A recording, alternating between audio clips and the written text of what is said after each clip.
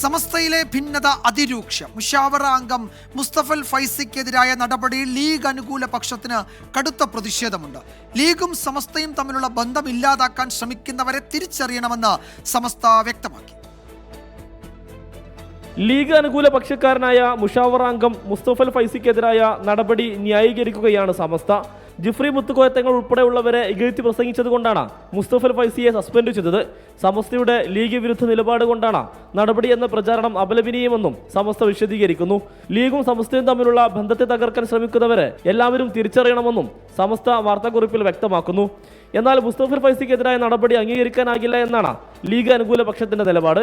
പാണക്കാട് തങ്ങളെ നേരിട്ട് വിമർശിച്ച ഉമർ ഫൈസിക്കെതിരെ നടപടിയെടുക്കാതെ ജിഫ്രി മുത്തുക്കോയ തങ്ങളെ പരോക്ഷമായി വിമർശിച്ച മുസ്തഫൽ ഫൈസിക്കെതിരെ എടുത്ത നടപടി ശരിയായില്ല എന്നാണ് വാദം. വിഷയത്തിൽ പരസ്യ പ്രതികരണത്തിലേക്ക് ലീഗ് അനുകൂലർ ഇതുവരെ കടന്നിട്ടില്ല. ലീഗിനോട് കൂടി കൂടിയാലോചിച്ച ശേഷമായിരിക്കും അടുത്ത നീക്കം. സമീർ ബിൻ കരീം, 24 മലപ്പുറം.